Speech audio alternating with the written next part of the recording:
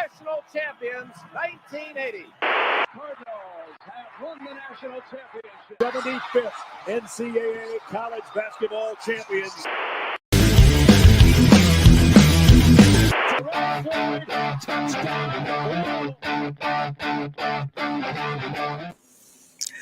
Hello, good morning, good evening, good afternoon, depending on where you are at and what time you are listening to this episode. Welcome back to another episode of the Third Banner Pod. I am joined tonight, Kyle, your host, I said that kind of wrong, but by Josh, and I'm joined by Ross, and we are here to talk about some big men. That's what everybody wants to know about, right? Love big men. I bet you do. So that being said, Ezra with a nice comment earlier tonight. He said, just like to say, love listening to you guys. Thank you so much, Ezra. He says he looks forward to every episode. Couch House, good to see you. Robbie, good to see you. So, guys, Trent with a donation right off the bat. He says the New York Knicks are frauds. Love you, Josh. Does that mean New York winning right now? Or does that mean Indiana's winning right now? I mean, I don't know. I'm not watching. I think New York was up last time I saw. So, Anthony says to hold off on that toaster, Kyle. So, yes, the toaster is inching closer to the bathtub. I set an alarm on my phone for 10 a.m. Monday the 13th, the day after Mother's Day. If we don't have good traction with some big men by then, I'm taking a bath with my toaster plugged in the bathtub. I'm jumping off the ledge. So where are you guys? Josh, I'll start with you. Where are you in this process?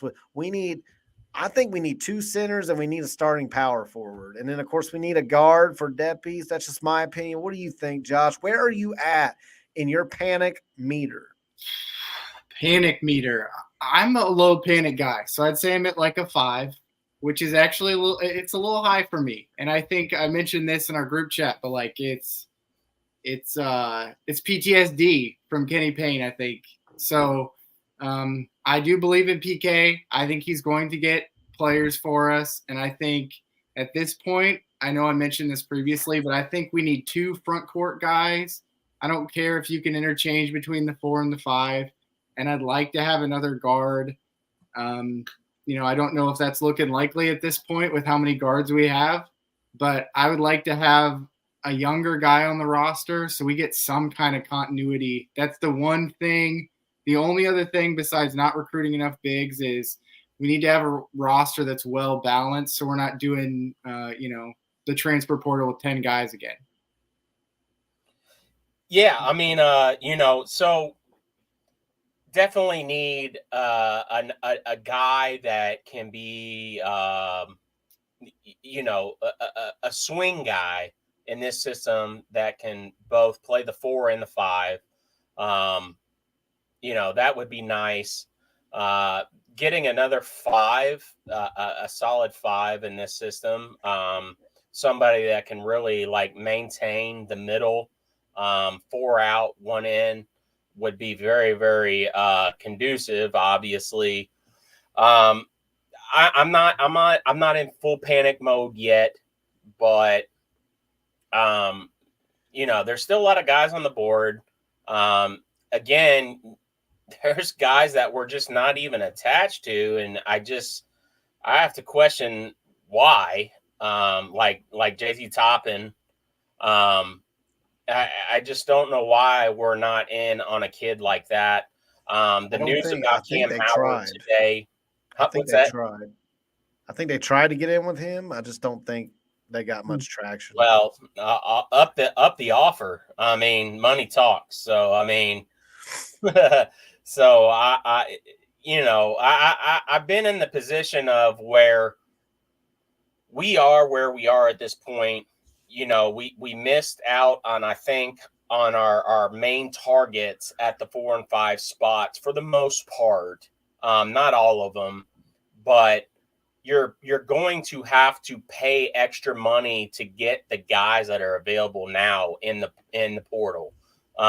So we may have to overspend a little bit. We've seen what appears to be guys using the U of L name and using the U of L NIL bank to their favor to get paid and go elsewhere, which sucks.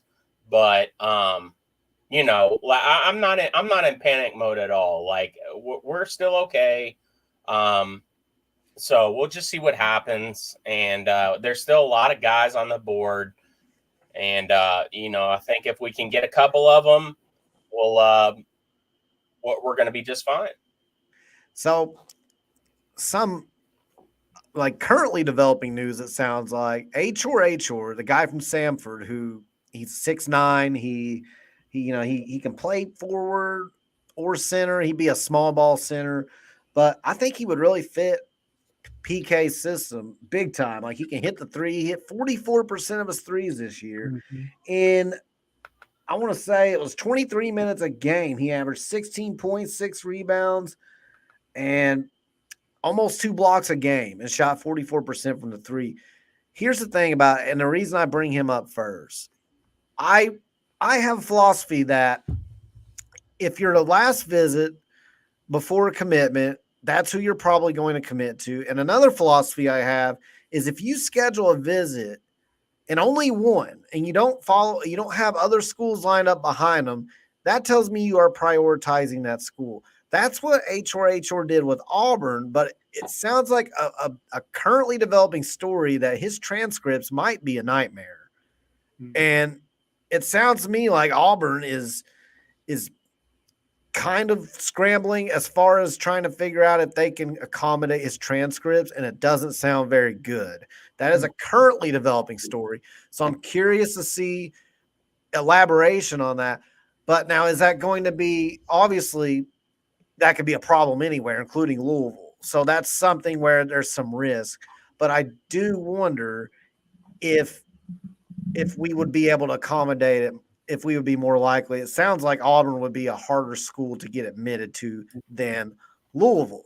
So we were on the list. We were on the short list for Achor Achor, but I mean, he was only going to visit Auburn. At least that's what all signs appear to be. But now with this whole transcript thing, if that is indeed the case, then that kind of might open the door back up. I don't know, but I would love to land him. He's towards the top of my list. Mm-hmm. What about you guys? Yeah, I think he provides the versatility that PK likes. Like he likes a guy who can play, different positions. And I think Achor can give you that. He's a really good ball handler for a big. Like, he runs the floor well, which is another thing PK looks for. He can hit threes. He can block shots. I mean, he's really an ideal fit for, I think, what we need. I was really bummed, like you said, Kyle, when he was going to visit Auburn only, and that was the only school he was visiting. I thought for sure, I was like, oh, it's toast. But their academics are harder to get into.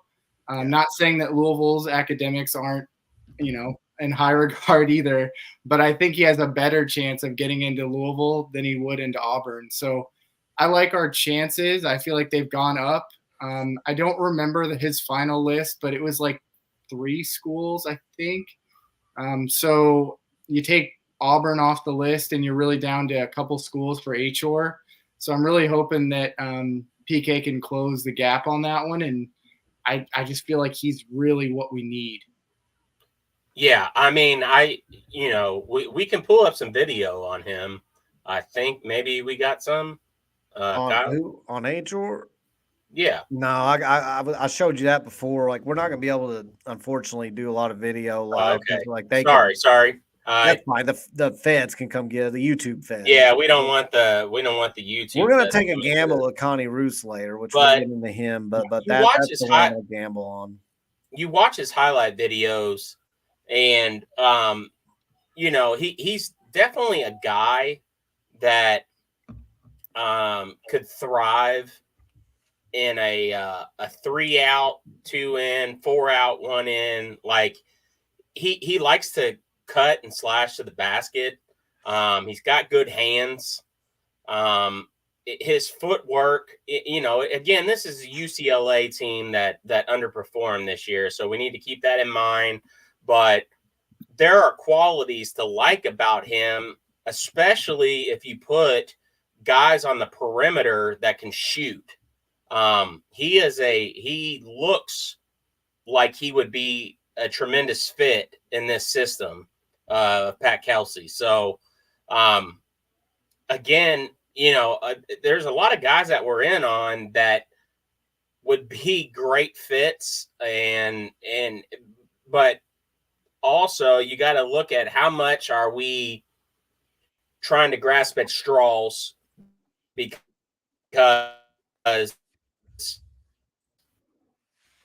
we're getting down. I think Ross is cutting out on us. So. I think he is. Yeah, it's frozen on my screen. Okay, yeah, he's slowly cutting down. Ready. Hold on, we'll message Ross because he's still just talking. I don't think he can hear. There's still a lot of guys out there. Oh, there he is. Hold on a second, guys. We'll hang in there with us for a second. I'm messaging him now. And then I think you might have to mute him. Yeah, you're right. I'll probably have to mute him until I can get him back. Yeah, he looks like he might. Let's see. He might be back now. Are you back now, Ross? Yeah, I never lost you all, but no, I meant back. Like lost you. Your voice was completely almost. And your screen was out there for a minute. Apparently, you lost me, but yeah. So sorry, man. Here's what I'll do though, guys. Let's break these guys down. I want to know your guys' opinions before I give mine on. Here's the guys we have. My first question is going to be, which do you prefer in order out of this group? You don't have to give every one of these guys in order, but just give like your top 2 or 3. So you've got Great Osobor out of Utah State. Coleman Hawkins is another name that's come up, and I've been told for a few days that he's a guy that we were going to be in on, but it was kind of something where they didn't really want it out there. But then I saw Norlander, tweeted about it. I think UNC is going to be our biggest competition for him. Achor Achor, who we just talked about a little bit, might have transcript issues getting into Auburn. Kansas State is another school we've heard rumored with him. They have a much easier admission rate as well than Auburn. I think they might even have an easier one than us, but we'll see how that goes. Ugo Onyenso, former UK big, who's in the portal. He was looking at Alabama, but Alabama got a big center commitment, so he's no longer looking at Alabama.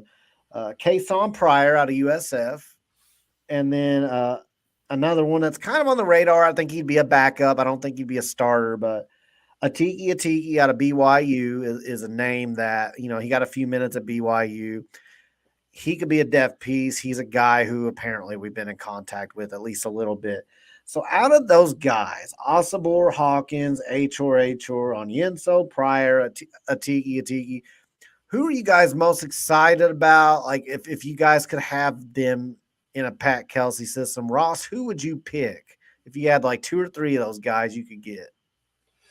So for me, where I would be going, because it seems like Great Osobor is just, he said from day one that he's going to take all his visits. He's gone through all his visits. He's lined up to take his Washington visit and follow Sprinkle on that visit, who, again, 12 months earlier, he followed Sprinkle from the last job to Utah State. So I wouldn't invest a whole lot of resources there. To me, Cam Hawkins is the guy that you need to be putting the full court press on. He is the guy. And I'll say that because, one, he was on a tournament team. You look at how this team is built this year, every single one of the dudes that's on this roster has tournament experience, has winning experience. Hawkins fits that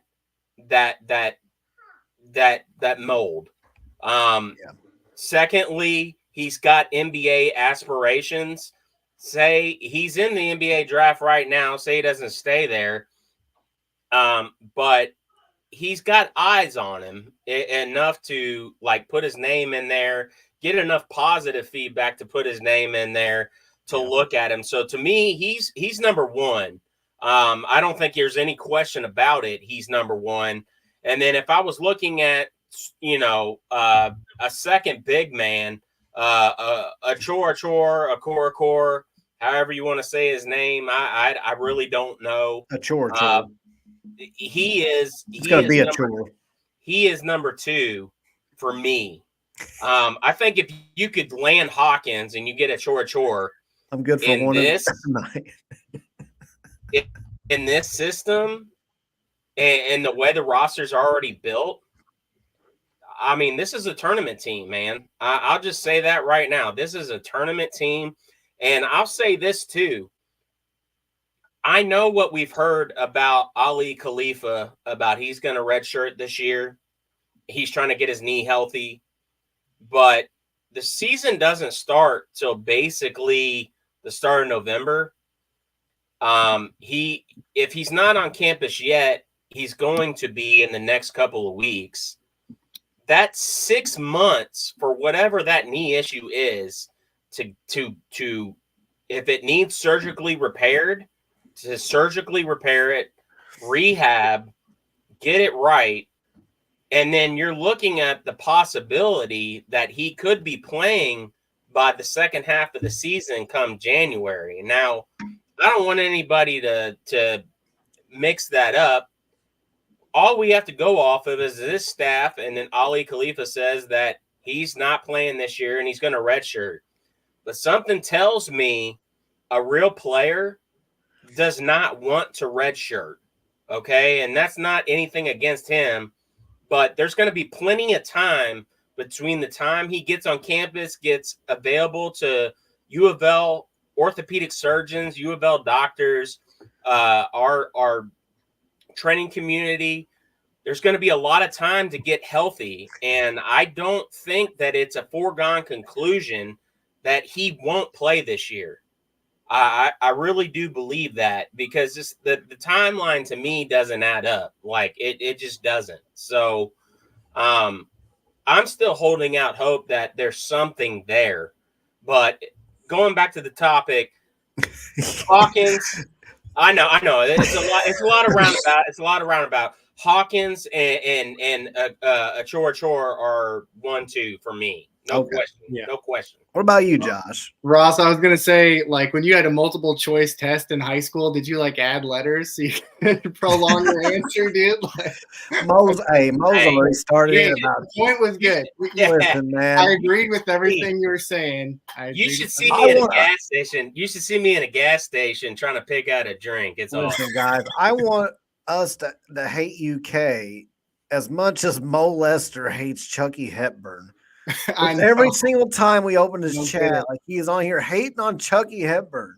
Hey, we're not going to go down that road, Mo. So we're talking about the big men tonight. Yeah, I know how you feel about Chucky Hepburn. Let's just move on. Josh, who are your priority guys? If you could just pick any of them. Yes. So honestly, I hate to do this, but I feel like it depends on what you think we need, right? So if you think we need offense at the 5, you go with Great. And if you think we need defense, you go with Onyenso. And if you think we need some guys who can kind of do it all, you do Achor Achor or Pryor. Me, since I answered this question earlier, I said the same point. So I'll say it. I'll be consistent. I think that Rooths would probably be my number 1 because I want to have balance on the roster. Like anytime you can get a top 40 guy, he'd be a freshman.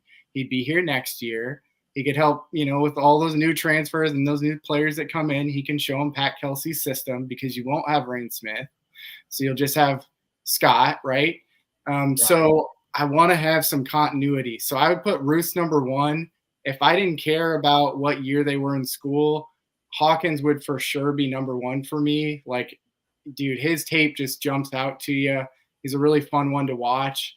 And then Kasean Pryor is probably my 2nd. But if I'm answering like with roster construction and everything in mind, I would go Rooths and then I would go Hawkins because I love his game.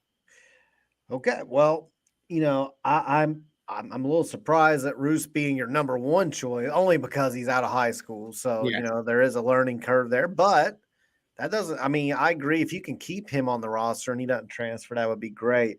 Mm-hmm. So we'll get into him later. We're going to try to sneak some highlights past Feds on YouTube on Rooths, since I think he is the most likely that we can get out of all of these guys, and he is the one that's going to be visiting. So if I could pick just a couple of these guys, I think you need a stretch forward in a PK system. That's the thing, because you're not I'm looking at the names in the portal at the 5 that are left. None of them are going to stretch to court. You're not getting a stretch 5. And James Scott is not a stretch 5.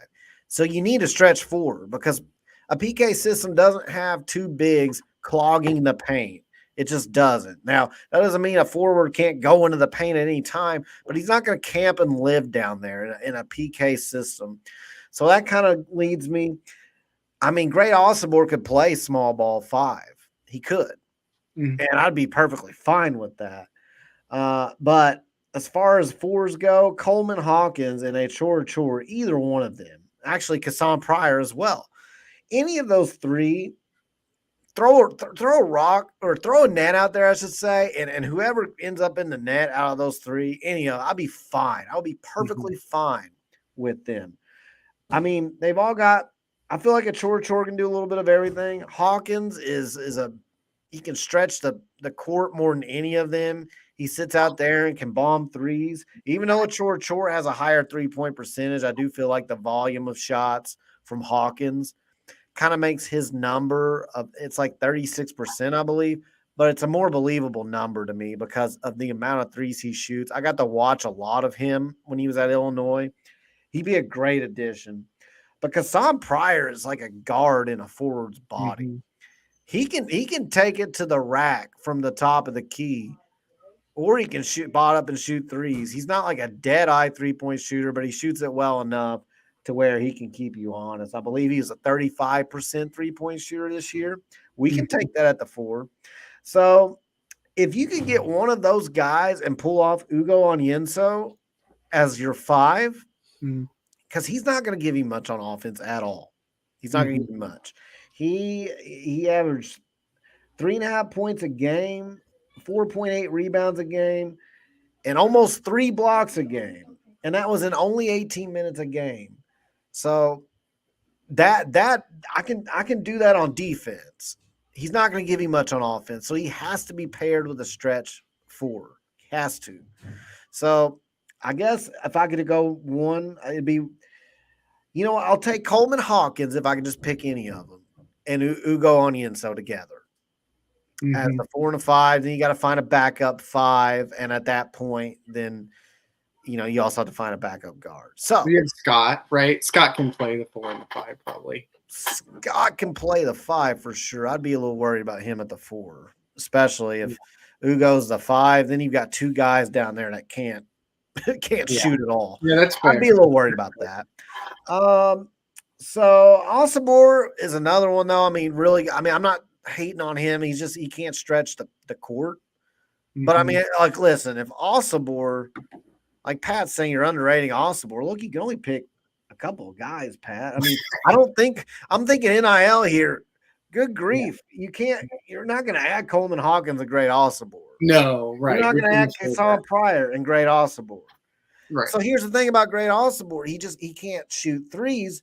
So I'd rather personally pair a guy that can shoot 3s and stretch at the 4 with a guy at the 5. And I mean, I just don't think you can land a guy that can stretch at the stretch 4 with the amount of NIL that Great Osobor is going to command. So that's the thing. It's like, okay, we can land Great Osobor, and then we have 2 guys out there that aren't going to be able to shoot because you're not going to land one of those good stretch 4s. So. Well, I think again too, like, look, Great Osobor said he was going to take all 4 of his visits. He took all 4 of his visits. He hasn't ruled us out. He's getting ready to take his Washington visit. Again, Danny Sprinkle went from Utah State to Washington. That's where he's about to visit. And he was his coach before that at a different. Yeah, like what was it, Montana State? Yeah, I believe so. Yeah. Yeah, I mean, he Great Osobor followed Danny Sprinkle a year ago from Montana State to Utah State. Yeah. And so you can sit there and put as much stock or as much belief and praise his abilities all you want. The fact of the matter is, it looks like it's a lost cause. Like, he's made it to his fourth visit. Not one of the three visits before us or before Washington has been able to get him to commit. So, I mean, odds of probability are he's going to continue to follow his coach and he's going to follow Danny Sprinkle to Washington. The only way that that doesn't happen is if Washington screws up the NIL bag and doesn't make it happen. So, in that sense, like, yeah, we're still in it. We haven't been ruled out like UK. Like, UK's been ruled out. They're out of it. Like, we haven't been ruled out, which means we probably gave him a fair offer. And, you know, but it's up to Washington to make they're going to know what that offer is from us. And if they match it, then it's a done deal. So there's no sense in wasting any more resources or utilities in that in that recruitment at this point. Like, he came, he saw, he's seen what we had to offer. He knows what we had to offer. I mean, it is what it is. So yeah, that kind of gets me into. I wanted to transition into that, Ross. As far as realistic, that's why I asked who y'all would prefer first, and then who I think is the most realistic. Yeah, and this is that's where my picks were. Well, this is the part that I'm kind of dreading talking about because it's going to come across as being negative, and that's really not my intention here. It's just what I truly believe. I think it's going to be hard to land any of these guys. And here's the reason I say that. Every single guy that we've gotten to commit here, it was pretty cut and dry. Either they played for Pat Kelsey before, or they kind of zeroed in. We're like, we're going to visit them, and we're not making any visits after that. So we always felt like we were the leader for Chucky Hepburn. We felt like we were the leader even for Terrence Edwards, even though he did visit Florida State before us. It just felt like we were the leader. We were always told we were the leader. A guy like Corin Johnson, he had a top 5. He literally just scratched his top 5 and said, I'm going to visit Louisville. And then nobody else. So then you also look at a guy like Javon Hadley. You know, he was interested in USC, but he visited us, and he set his commitment date for right after that. It's always lined up that way. These guys here, none of them are like that. This is the first time we are going to have to convince a guy who may be leaning towards another school, hey, you know what? We have more to offer. Let's really talk. Because we tried that with North Chad O'Meara, and it didn't work. He said, look, I don't even care that you guys are going to offer more NIL. We weren't the only ones.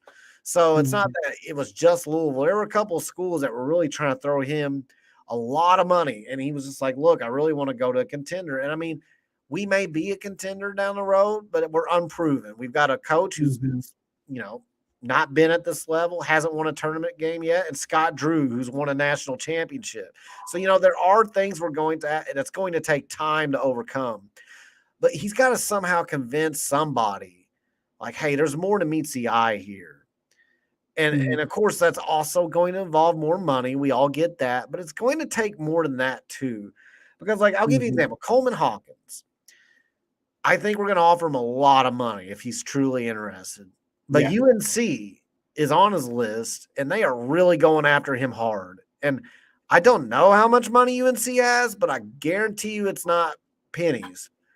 And I have a feeling that, and UNC has established themselves under Hugh Davis as not a championship team, but I mean, they made a hell of a run year one, but they did pretty well this year. And so they are a more established brand. And of course they're UNC anyway.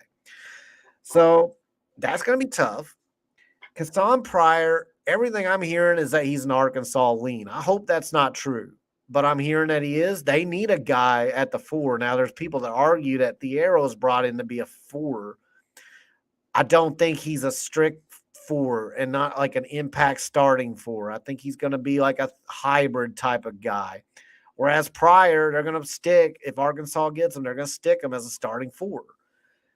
Achor, I was all about Auburn because they got that only visit. Like, it really looked like it was lining up that way. But, I mean, we'll see what happens with this transcript issue. Like, are his credits able to be transferred over to Auburn? Is he able to get admitted to Auburn? That could change things. Of course, you still got Kansas State, and who knows who else will pop into his recruitment. I feel like with Achor, we haven't heard enough to know anywhere he was leaning besides Auburn. So would he then pick Louisville next? You got Onyenso. You know, he was all about Alabama, wanting to go there, but then Alabama picked up a really good player at the center position, and so now he's probably off the table. I saw something out there that Louisville and Oklahoma were 2 that were heavily involved with him again. Mm-hmm. I don't know. It will depend on where he schedules his first visit. Great Osobor. I wish I had great news. Like, I know some people have said that they think it's 50-50, that we have a legit shot, and I hope they're right. I do. I just know one person who nails this stuff on. Yeah. And he nails it. Does he not? Yeah. Does he not almost always nail this stuff? Mm-hmm. Well before it happens, before anybody says anything. He's been saying since the moment that Great hopped on the plane, he's been saying he does not feel good at all about the feedback he's gotten about Great Osobor becoming a card. So I hope I'm wrong there. I hope we're wrong. I'm basing it on that because there's a track record, a very long track record, years of track record, I might add. Mm-hmm. And I know other people feel better about him possibly being a card. So I hope they're right. I really do. Yeah. But I'm not expecting it. I heard about Great that we were a distant third. I mean, that's what I've heard too. Yeah. And you know, we were really he was someone the staff was really excited about, and they wanted to get in for a visit. And this is when it looked like he was going to go to Kentucky. Like, that was when I heard this, that like we're really hard after him. The coaches really like him, and then just like shortly after, it was like, yeah, we're a distant third. Like, there's a gap between second and third that's pretty big. So Great is someone who I don't expect to be at Louisville. Also, from an NIL perspective, if we're looking to add 3 guys, you run into another salary cap issue where I don't know if we have the funds to get another impact player if we get Great. I think to answer your question, Kyle, what's most realistic, kind of like you said, I mean, Rooths is somebody who decommitted from Michigan. He honed in on us. We're his first visit. I feel pretty good about that one. So I would say that's probably most likely because he's actually visiting. And then second, I mean, realistic wise, it's got to be Atiki Aiki. I think I may be butchering that name. I don't know enough about that either. I don't know where we stand with it. Yeah, I haven't heard much, but I mean, he wasn't an impact player last season at BYU. Right. So, I mean, he's probably easier to get than the other guys. I mean, I know he doesn't have the same caliber of schools after him. So no, I would assume so. Yeah. Yeah. So I agree with you though about Roos. I think he's the guy that I think he's in the bag, as Pat is saying in the chat. Yeah. But I mean, listen, I shouldn't use that phrase because Nick Boyd was in the bag. Nick freaking Boyd was in the bag. I heard Yates was too, and I don't know what happened with that. Nick Boyd was in the bag, and I got on a Spaces. I started a Spaces and had a big old Spaces and said, "Look, guys, I'm not worried about Nick Boyd. Any minute, we're probably going to hear he's a card." As I'm saying that, apparently he's getting calls from San Diego State like, hey, we'll give you starting position and more money than that. So it's like, yeah, good job. Congratulations, Nick Boyd. But since then, so he's not in the bag. Let me put it that way. He is not in the bag. But I feel confident that we can land him.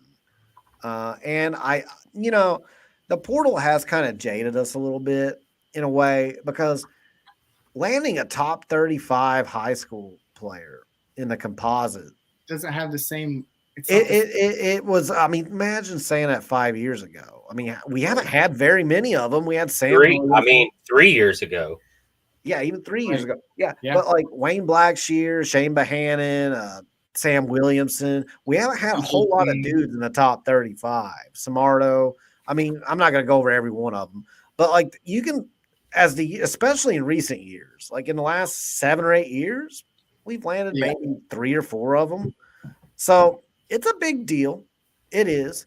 And I really like the way he fits into a Pat Kelsey system. So, if you guys want, we'll go ahead and transition into some video on him. If you guys want to watch a little bit, let's do it. Test the feds out, see if they're awake right now. And what are you drinking, Ross? This is my third turn. Big boy can release the monkey. Big boy can. Okay. This is a 24-ounce crowler. Okay. Look at it compared to my big ass head. Look at that. Look how big that is. All right. Let's get into some of his video here. Oh. Let's see. I got the sound off. We got the overlay going, Kyle. While we was that? Is it not on there? It's whoops. amongst the 3 See, I'm on videos. the screen. Hang on a second, guys. Let me fix that. Yeah. Yeah, I messed that up. There we go. Okay. Let me start the video over. Yeah, sorry. I would see when I switch screens like that, I can't see the previous screen. So I forgot all about taking the brands off. Do we know why his recruitment fell through with Michigan? I mean, if I had to guess, they have a new coach and Dusty May. May didn't see him as a fit. I don't know. Compared to the last staff, and that's what. Do we have any information? This is a play here. I'm really impressed. Well, I don't know. We'll get into that, but that play there where he gets he starts at the top of the key, he can handle the ball. He's got some bounce to him for being 6'8". He kind of plays like a little bit taller, more bouncy version of Terrence Edwards. Now he won't be as good as Terrence Edwards, I don't think, who has college experience, Sun Belt Conference Player of the Year, Terrence Edwards. But I'm impressed. I mean, and he does have a sweet stroke. He does. So he can shoot the 3. And he's pretty consistent, 38% of his 3-point attempts, according to this chart here. And I don't know, guys, what do you think about his ability to come in maybe 15 minutes a game or 15 minutes a game or so and provide an impact for us? I still think that if you're a top 40 player, at the high school level, obviously there's years that, where there's down years and there's up years, but overall, if you're a top 40 overall player, you're a good player. You look at this video and you look at the way he can pick and pop. That is, again, going back to fit. He's a good fit in that regard. I think that you look at what we already have with Scott on the roster. He's a good complement to what Scott's game is. He's a guy that you could bring off the bench. And, I say bring off the bench because this day and age, in the NIL and transfer portal, like teams that are older are winning, I know what we said about Jaden Quaintance. Away. Yeah, I mean, but this kid would be a good change of pace player off the bench. And you see a lot of ability in him developing to be a real presence as a 4 in Pat Kelsey's system. You gotta feel good about this kid. I mean, to me, you look at what he can do. You look at his how he trends 2 years down the road, 1 year down the road. I mean, he's such a great fit. Yeah, and I think the thing I really like about him is, again, he's versatile. He's another Pat Kelsey guy. Like, he's another 6'8" guy who can guard 1 through 4, at least in the high school level. So, he's one of those guys who can be versatile, not just offensively, but defensively. So I think that's a major value add kind of for how our team's built right now. I think you can also look at his shooting ability. I was reading a scouting report about him that said, his numbers were like in the low to mid 30s. but he was doing a lot of like step back, fade away, like high school stuff, right? So they think if they can if the coaching staff can tone down kind of that, falling away from the basket, be more assertive, aggressive moves. Yes. Yep. And like if he, will let the play come to him and do like catch and shoot threes, they think he's a lot better shooter than what his numbers show. Yeah, so, I mean, he's a hell of a pick and pop player, according to the videos that we've seen. I mean, he's got real potential there. What is he? 6'8"? 6'8". Yeah, I mean, about 225. He's maybe not as athletic as somebody like a Jalen Withers that we've seen in the past on this squad, but he's already more skilled as far as what he can offer to a team and a system than Jalen Withers was. So I like his game. I think the way he I can tell you right now, he handles the ball better than Jalen Withers. Yeah, based on watching that video. Ain't no question about Jalen that. Withers looked like he daggone but had oven mitts on his hands when he was dribbling. I mean, he the way he projects, he is a kid you take. He is a kid that you take a flyer on and you try to make a priority. I know where I was on my front court presence as far as who I would prioritize. Right. But that's just because this is year one of Pat Kelsey. If this was year two of Pat Kelsey, this kid would be probably number one for me. Mm-hmm. Like, yeah. You like he because we'd have other guys established on the roster. Yes. Like you're trying to win at all costs this first year. With us not having the pieces that we have in place just yet, I think a kid like Rooths is not as valuable as it is saying landing a kid that has already college experience. Yeah. So if this was year two, this Rooths kid would be where we are right now. He would be number one on my list. There's no question about that. There is absolutely no question about that. Yeah. So I think it's a great ad if we can close the deal. That's all we need to do. Look, he's visiting this weekend. I don't know. Like, you might be right, Ross. He didn't fit Dusty's system or that Dusty wanted more experienced guys. It's also very possible that he had a relationship with that staff and just didn't feel it. I don't know. I guess I haven't really looked into why he's not at Michigan anymore. I mean, like I said, it could be either one. It could be that the coach wasn't really feeling it. It could be the player wasn't really feeling the new staff and really jived more with the old staff and system. It could be a mixture of the two. But man, when I watch this video, it's highly, and that's not the first time I've seen that video a few times and a couple other ones. He has explosive step for being 6'8", and offensive repertoire to, if his shot selection is good, I think he can give you a decent impact off the bench. So it really comes down to, landing him would be great. And then it just comes down to a couple of impact guys to start for you in the front court.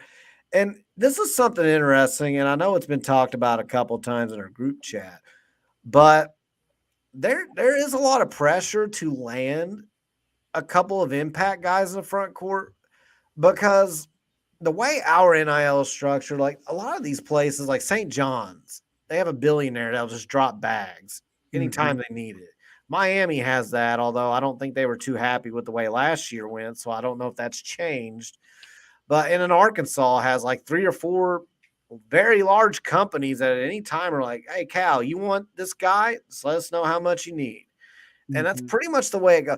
Louisville has a couple of guys who are they are carrying their weight.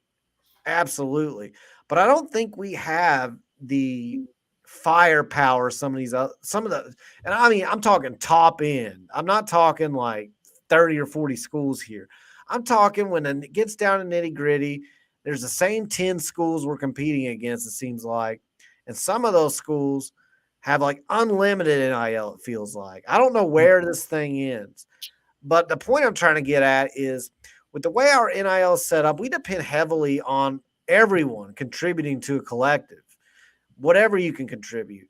So there's a lot of pressure to come into year one with a really good roster who can definitely make the tournament, because we haven't had good basketball in a long time here. Mm-hmm. The attendance shows that. And I think off the court, Pat Kelsey has done a great job interacting with the fan base, putting his name out there, his face out there, explaining exactly what he hopes to do here. He's made he said all the right things, starting from the press conference on. But ultimately, you've got to put an entertaining product out there. And if in year one we don't have a front court really, and it really holds us back, I think that's going to be a problem for NIL in the future. I think that people might be a little bit on the fence still, and it might be less sustainable. And I don't mean that in a critical way. I'm just telling the truth. I think that it's very important that we get off to a really good start in year one, because the buy-in will allow us to continue to build on this NIL momentum. Whereas like other schools like St. John's, they could have one off year and they still got a guy like Rick Pitino. And so a huge billionaire donor is going to be like, yeah, I still got all the faith in the world. He's a Hall of Fame coach. I'm still going to throw bags. But I mean, we need a little bit more. We need a little bit more from everybody when it comes to our NIL. And I think that that's something where it's just very vital that we get off to a good start. Now, I'm not talking like Final Four guys. I'm talking putting out an entertaining product on the court that hopefully gets us into a tournament this year, and then build on that. That's my hopes. And I think a lot of fans, if you just made the tournament, even if you get beat by 20 in the first game, I think a lot of fans will be happy. I think they would be bought in and would like to see what kind of roster we build in the future. What do you guys think? Well, I mean, here's the thing. I believe that even if we're not a tournament team this year, it's going to be extremely important for our fan base to look at the progress. And if you see the progress, to double down. Like, going forward, like if you see the progress and you see that, you see the improvement, while we didn't get to what a Louisville standard is, it's going to be equally important for everybody in this fan base to double down, double down, double down, double down. Like, we can speak in numbers in this fan base. We matter, okay, in this fan base. You look at what the viewership numbers are consistently in college basketball, and you hear that how you've got media guys that are getting notable UK people to give their money to U of L this coming year.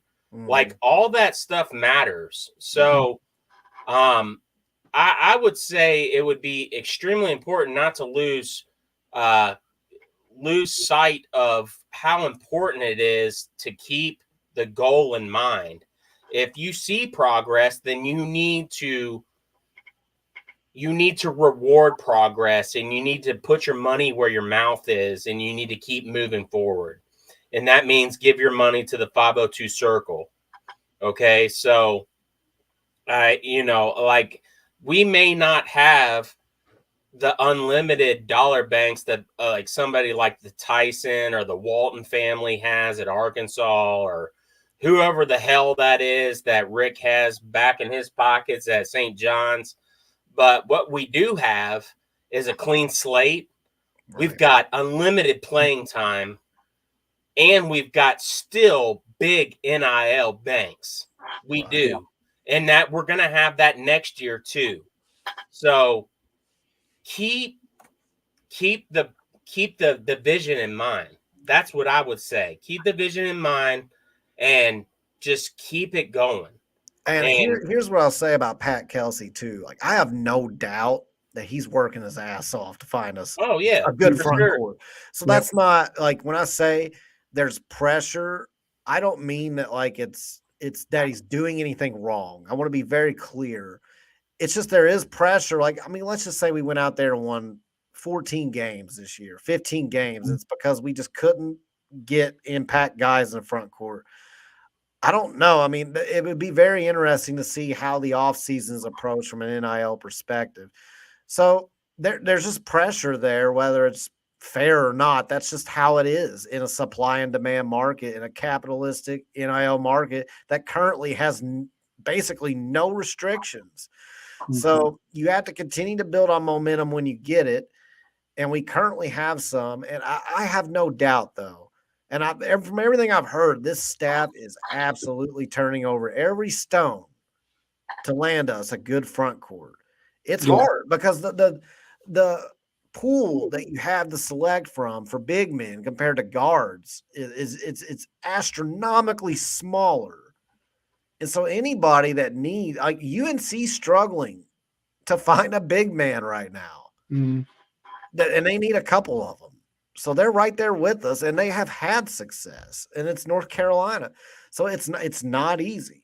It's just not. And when you're an up-and-coming coach that just took over a program that has a negative reputation right now, unfortunately, you're battling all of that. So when other people drop a lot of money as well, you're fighting an uphill battle. But at the end of the day, we just got to find a way to turn one or two of these guys on this list, or somebody of that type of impact that maybe we haven't heard, but I don't know who it would be because the portal numbers are getting smaller. But that's what I mean. I wanted to make that point that I think our coaching staff is busting their ass, and I have a lot more faith when I see that there's a long waiting period and we're just kind of waiting. I have a lot more faith now than I did last year at this time and the year before at this time. Well, and Kyle, I think the thing with NIL, right, is for corporate sponsors, there need to be, like the attendance numbers need to be substantially different than what they have been. Yeah. Because corporate sponsors aren't going to be buying into anything when the stadium's empty, and it's just not going to happen. So I think it's important for a lot of different reasons. But if you want to draw those big corporate sponsors that aren't, U of L alumni, you're going to have a packed Yum Center again. So, I mean, for a lot of reasons, whether it's self-inflicted or not, I mean, there's just going to be a lot of pressure on Pat Kelsey this year. The good news is, I think based on his personality, he's ready for the challenge. Like, he's a dog. Like, and like you said, Kyle, I mean, he sleeps in his office right now because his family's not there. I mean, he's putting in the work. Like, if we fail, it's not going to be due to a lack of trying, right? Yes.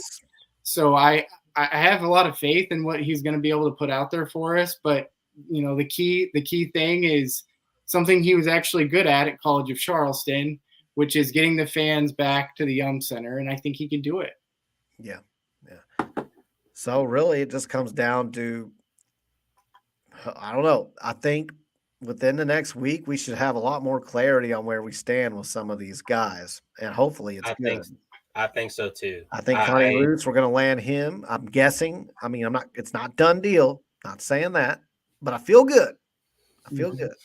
You know how recruiting. Yeah, I mean, it's not done until it's done. And it's not this kid is, you got to look at it from his perspective too. Like, he's been committed to Michigan for a while. Now all of a sudden it's what? I mean, we're looking at our watches. It's May 8th. You know what I mean? Like, the time frame to get committed to a school and then get enrolled in a school is vastly and quickly approaching. You know what I'm saying? It's a daunting task for a kid in his position.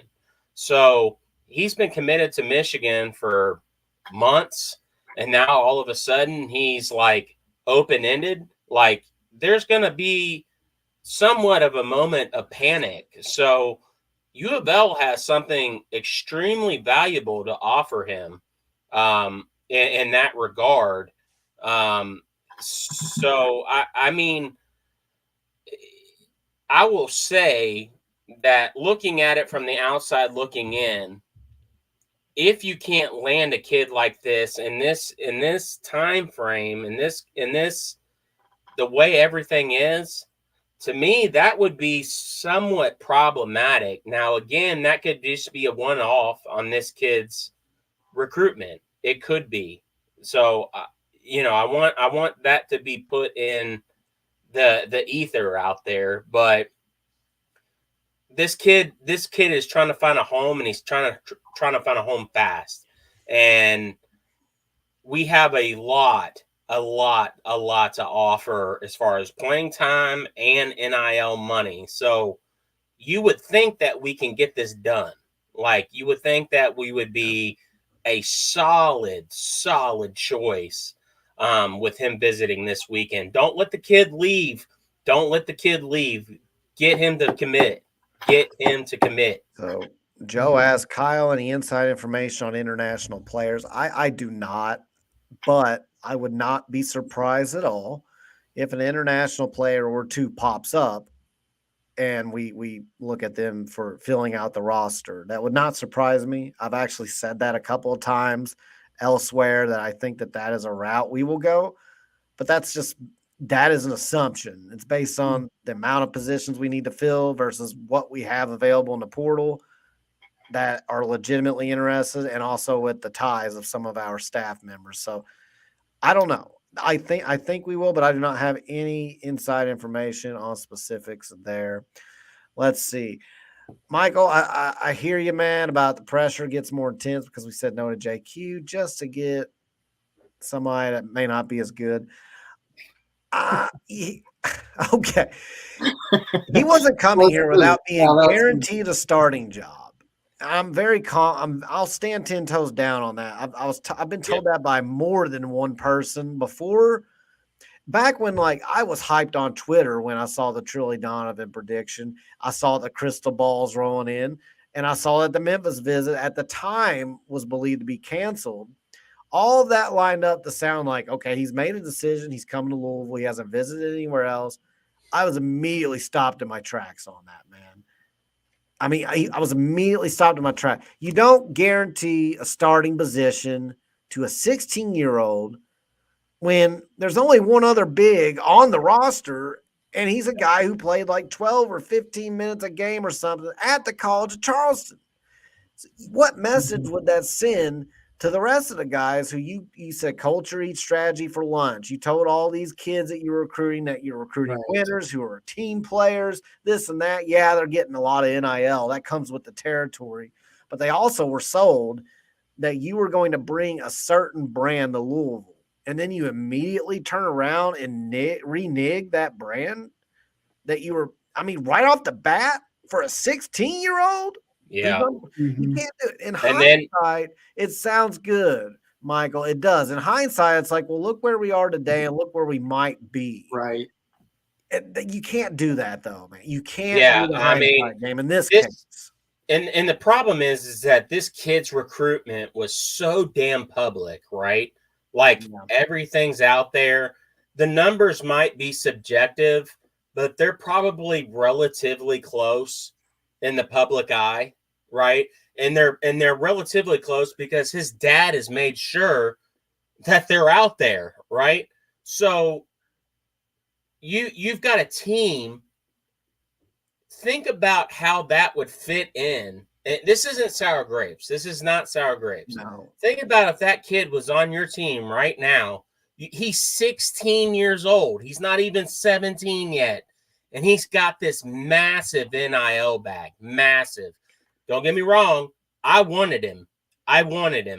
Yeah. But that question was always there. How does that fit? And how is that a good locker room dynamic to have that situation that was going to be extremely hard for other players on this team to overlook, especially if they're busting their ass and they know what it means to bust your ass at the And college they weren't level. guaranteed a starting position. Yeah, Now this kid is out of nowhere. They're not guaranteed a starting position, and also they have college experience. They know what it means to work hard at the college level, and they're seeing that this kid has this much more money coming in than they do. That's a huge problem. It's a huge problem. And again, it's not sour grapes. I would have liked to seen what that situation was at U of L, because I'd take the kid because I was on board. Like, his recruitment was for a 2-year process. Okay. Yeah, it would have been great. Yeah. And Larry's point is that it would have made a big statement. And we talked about it on the pod before the talk about the starting guarantee. But I was like, you got to drop the bag. You got to make a statement. You take a recruit. The chemistry, man. Wanted. You get 2 years from him. You get a top 10 high school guy. These are all the things that we could have landed. We could have hit on so many targets with one kid. And the position of need. All of those things are true. But it's also true that once you find out that you can't, you're not going to come there without being guaranteed the starting position and starter minutes with the big bag. Well, now you've got a morality issue, because you either have morals or you don't, either have a culture or you don't. And if your actions don't line up with your moral code, it's not going to work. And you'll be even worse off than if we land a couple of guys that are projects. We'll be even worse off. Mm-hmm. It sounds crazy to say because of the talent. But also another thing is, you hardly ever see a 16-year-old center come in and dominate. You just don't see it. Right. It usually takes a year or two, and then he might leave. And again, the kid's 16/17. He's getting paid this massive amount of money. You got these kids that have proven it on a level that he has nothing to compare to. It's a huge chemistry red flag. Mm-hmm. Of the likes that, like, Musselman and Arkansas saw this year. Like, Michael makes a point, like, you better, if you stand on your morals, you better deliver. But the alternative is you don't stand on your morals and your whole team is a chemistry nightmare and you don't deliver anyway.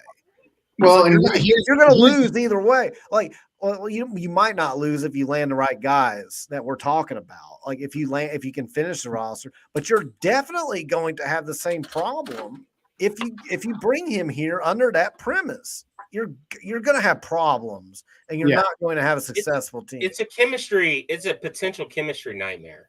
Yeah. So I'll take my chances in keeping your morals and hoping to close out the roster strong. And if you don't, I just feel like JQ he's every top 10 kid is a lottery ticket, right? Like, every high school kid is a lottery ticket, whether they're going to excel in college or not. So a top 10 player might be a more likely scenario. Like, it's more likely he's going to be good, but there's still no guarantees. So I think paying whatever his NIL figure was, like, it was over 7 figures for a lottery ticket. That's an expensive damn lottery ticket. Like, I'd much rather get and that's not sour grapes, because I will admit I would love to have JQ on this team. Don't get me wrong. Like, if he was here, I'd be hyped. But I'm just saying, I think it's a better approach to get 2 $750,000 guys. Like, that sounds crazy, but, like, I think it is better. Not at all. It is better. And I don't want to take a chance on a lottery ticket, and I think we're actually in a better position, for not getting JQ, as much as I would love to have him on our team. Yeah. My daughter's here now, so if you start hearing noises and toys and everything else, she actually wants to come on the pod. She's ready. So she's here. We're probably about to wrap up soon anyway, because I think we've discussed there's not a whole lot going on in football to talk about, guys. I know there's a lot of football. That time is coming, but right now the main thing is closing out this basketball roster.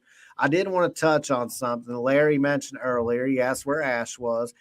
Ash recently moved back to Louisville, took a new job, and has a lot with this new job, just getting acclimated. What's wrong?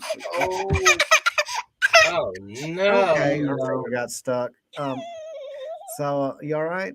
Oh, it's so Anyway, pitiful. so Ash, sorry guys, don't stick your finger. You're gonna get stuck again. Ow! Now you're gonna get my finger stuck. Anyway, she's trying to end this pod on a crazy note. But Ash just has a lot of like he's still moving back and forth. Hi, Kylie. He's got a lot going on, so that he's gonna just take a couple months, I think, to kind of settle in, get acclimated with Louisville. He's Acclimated. still here. Still here. Yeah. He's still here.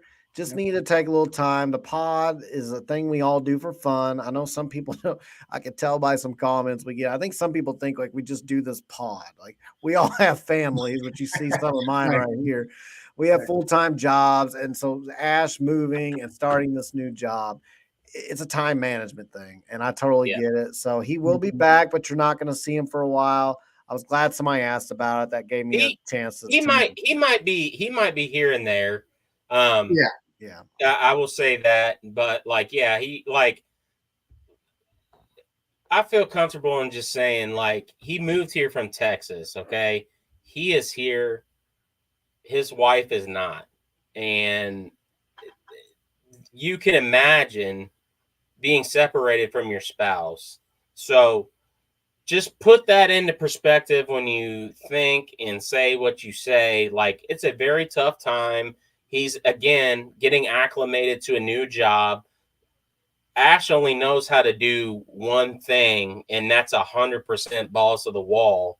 So, he's got all of his efforts in multiple things right now. And right now, the pod needs to be, behind his family and needs to be behind his job at the moment. So it's okay. Like I said, I think he will be involved still here and there. I don't think I actually know. But he is going to be less prevalent at the moment for right now. And that's okay. We're going to hold down the fort for him. And we're all a team here. And Ash is still a part of that team. So everybody just keep cool, my babies. As Conan O'Brien says, keep cool, my babies. Yeah, well, I do think it is important to say, it is a positive thing. He's got a new position. He's putting his all into it. So we all support him. Yeah. Wish him all the best, But like Kyle mentioned, I think we're getting close to wrapping up here. So Ross, I'm sure you have a few final thoughts. So why don't you share them with us? So, okay, I want to go back to the big guys. If I know that I have Rooths in the bag, right? I know I got this kid. Then to me, my position changes as far as who I'm prioritizing. That's fair. It becomes, I'm prioritizing still. Cam Howard is number one. He's still my number one. I don't think there's any question about that. But I'm looking at somebody like Onyenso, the UK transfer. I'm looking at a kid like that to be somebody to fill out the roster if you get this kid.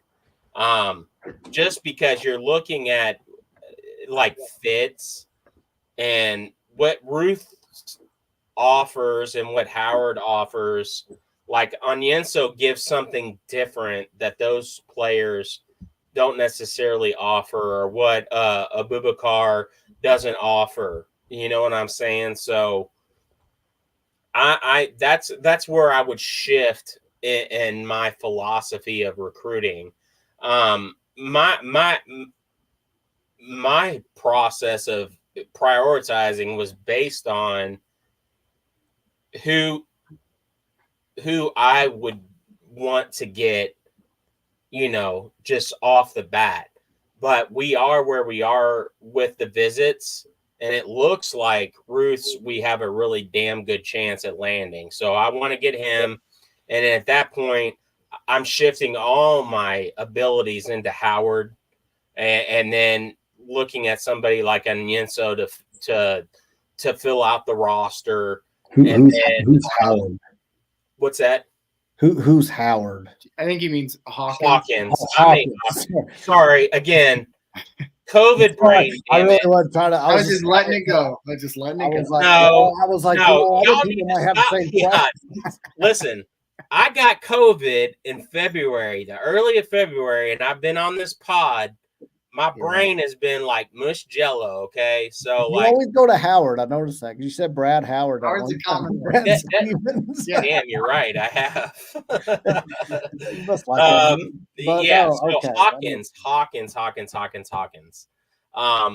And then Onyenso. But let's just take the kid that's right in front of us first. Okay, let's just focus on crossing off, making check marks. Get this kid. He wants to be here. He's in a search of a home. Let's make this his home. Let's make him feel valuable. Let's show him what the light is here in this roster, and let's get this kid. And then let's move from there. Like I want to be coming here next week, a week from now, with this kid on the roster. You know what I mean? Like I want this kid a card. I want this kid a card. Rooths needs to be a card. For sure. So, Kyle, final thoughts? Well, I had to leave. I was about to wrap up the pod, but then Callie, as she was going upstairs, tripped on my mic, ripped. I hope my computer's not messed up, but ripped it out of my computer, fell, hit her head, yelling, screaming, just utter chaos. So ever since she's learned how to open the door, so that door, we're gonna have to put a lock on that door. She needs to stay up there with Mama until I'm done because that was a monster. But anyway, guys. Hey, I will say, Kyle, she's cute. She is cute. She's cute. That's fair. She wins me over even when she shouldn't at times.